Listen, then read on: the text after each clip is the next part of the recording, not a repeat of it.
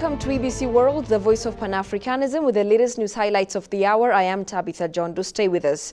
The Global Region 2 of the International Women's Peace Group, IWPG, signed MOU with the Ethiopian Media Women Association to collaborate in promoting peace. Director of the Global Region 2 of IWPG, Seoyeon Lee, and Executive Board Chairperson of EMWA, Rebecca Taddese, signed the MOU representing their respective organizations.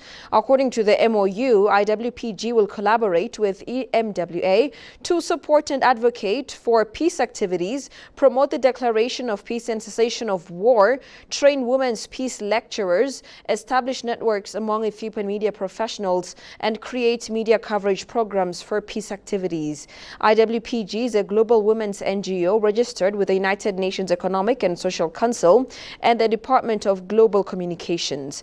Based in Seoul, South Korea, it actively engages in activities such as women's peace networks, women's peace education, peace culture propagation project, and advocacy for the enactment of the Declaration of Peace and Cessation of War, collaborating with over 110 branches worldwide and 660 affiliated organizations.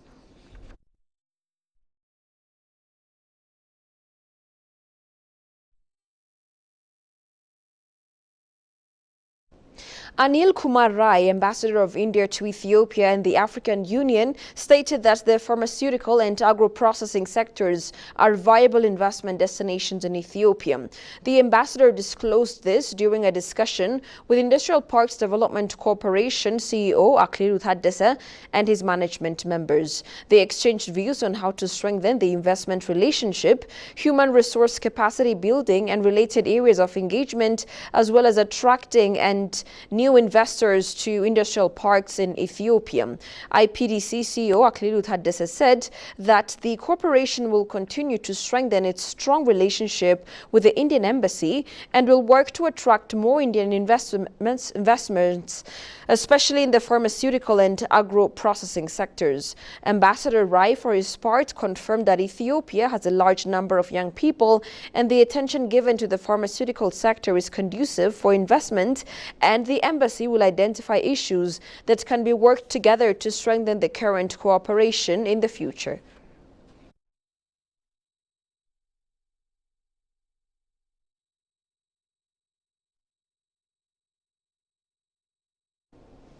Ethiopian police senior officers deployed to South Sudan for the United Nations peacekeeping mission.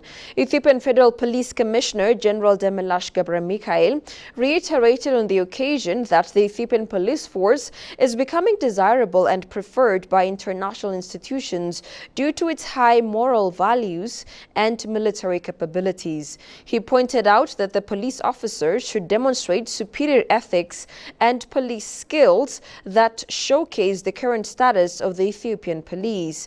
The commissioner went on saying that such activities that require international participation will continue to be strengthened, expressing his best wishes to the peacekeeping travelers for the success of their mission. The head of the Federal Police Peace Enforcement Center, Commander Tegeny Agaz, said that the leaders of the Federal Police and Regional Police deployed in Sudan, South Sudan and Abyei states, as well as in Haiti, have performed their duties efficiently and reflected the good image of their country and institution.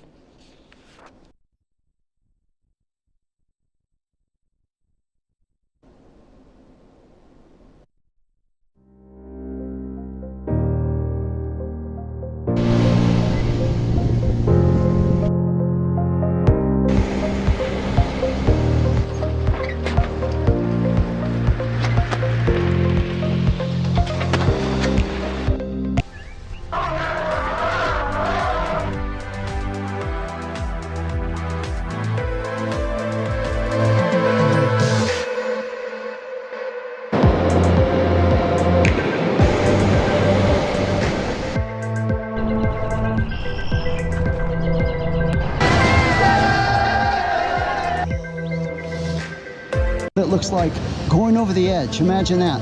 This is the very start of where that waterfall starts to really go. And now this is the other.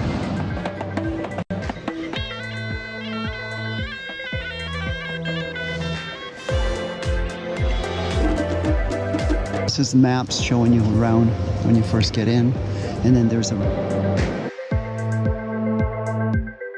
Somehow I am at the biggest Garawal, completely by luck, over 3.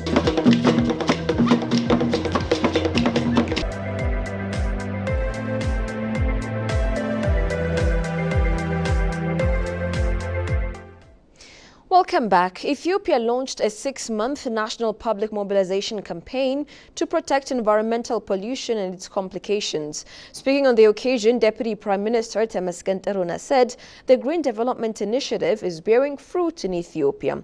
Habtamu Ashagri has more.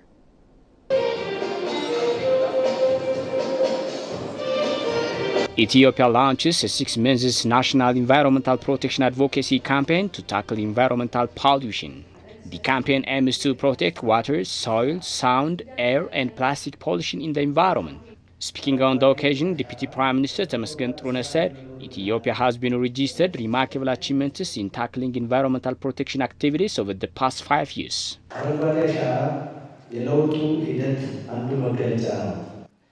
Green development activities are the manifestation of the massive reform in Ethiopia. Green development activity is also a system of living with nature peacefully. Recently, Ethiopia is alertly working on 4 priorities in connection with environment.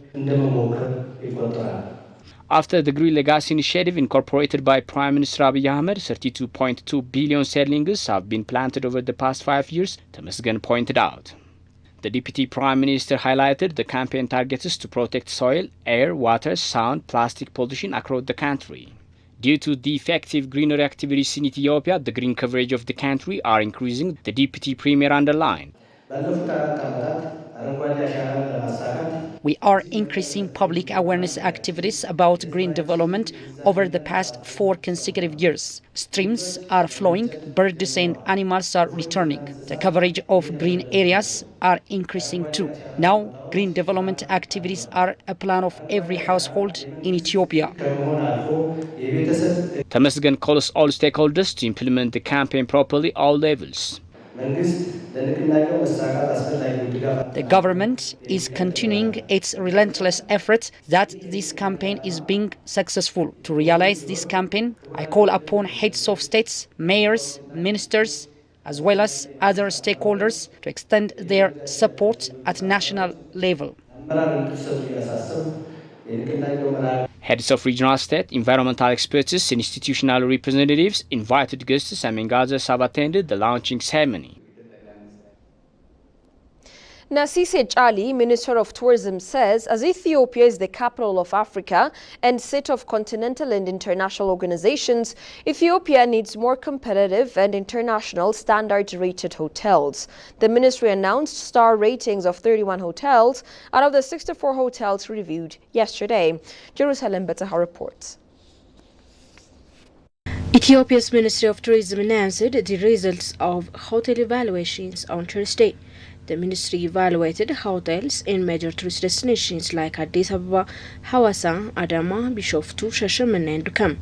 Out of the 64 hotels reviewed, only 31 meet the basic requirements for rating and none qualified for the top 5-star destination. Minister of Tourism Ambassador Nasise Chali provided a breakdown of the remaining hotels. 7 received 4-star ratings, 9 earned 3 stars, 5 were awarded 2 stars, and 8 were rated 1 star. The final 2 establishments fell below the minimum standards for classification. The minister underlined that as Ethiopia is the capital of Africa and seat of international organizations, it needs more competitive and international standard-rated hotels. When we say Ethiopia is the capital of Africa, the diplomatic capital of Africa, one of the most vibrant cities in Africa, then we have to back it up by having up to standard star-rated hotels. On top of that, this is a country that hosts African Union meeting, the African Union Summit every year. Not only that, we also compete with other African countries for the MICE tourism. for conferences, for meetings, for exhibitions. We compete with other countries as well. So for that, our competitive edge, we do have a competitive edge as Ethiopia. Recognizing the importance of maintaining competitiveness in the global tourism market, Minister Charlie stressed the need for regular hotels assessments. The ministry plans to resume evaluations starting next week, urging hotels to prepare accordingly to meet the established standards. Now we have completed those supervision work. The past 2 years, we have given supportive supervision for 176 hotels. From that, today we have announced only 31. So we are left with 140 hotels that are not announced yet. So in the next few months, we will work very closely with these hotels, and we will be grading more hotels in the coming months. Reclassification and grading to lodges and restaurants could be the next plans of the ministry, she added. So in the coming few months, we will be reclassifying those star-rated hotels that we had, close to 340 hotels. In addition to that, we will also be doing a classification for our tour operators and for our lodges and for our restaurants as well. So we will be having more announcements to come. Historically, hotel evaluations have been conducted periodically. In 2007, a large group of 365 hotels underwent assessment, followed by 91 hotels in 2011. Up until 2011, a total of 340 hotels had been classified into categories ranging from 1 to 5 stars. Unfortunately, challenges including the COVID-19 pandemic led to a hiatus in subsequent evaluations. And finally, at least 11 people were reported killed after Cyclone gammane made landfall into northern Madagascar, according to officials. The cyclone was predicted to bypass the Indian Ocean island, but it changed course, leaving hundreds of homes destroyed. Aerial footage showed waterlogged settlements as people tried to rescue residents from their flooded homes, according to Africa News Report. The deadly cyclone crossed the northeast of Madagascar in 2 days, displacing more than 18,000 people, with 3 others still missing. The National Bureau of Risk and Disaster Management said in a report late on Thursday. The body also stated that the cyclone was moving with average winds of 150 kilometers per hour and gusts of 210 kilometers per hour. Last month, 4 people were killed when Cyclone Freddy ravaged the island nation, leaving behind massive destructions. Several houses were swept up by the cyclone, while more than 16,600 Malagasy were affected, with some 4,500 houses flooded or damaged.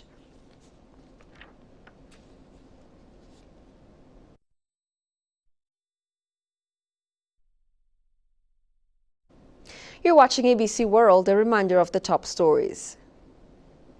Ethiopia launches national public mobilization campaign to protect environmental pollution.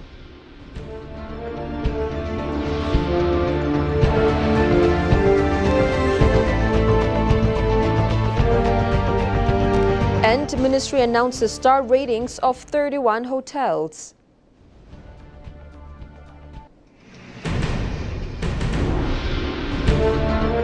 That's all we had for now. I'm Tabitha John. Goodbye for now.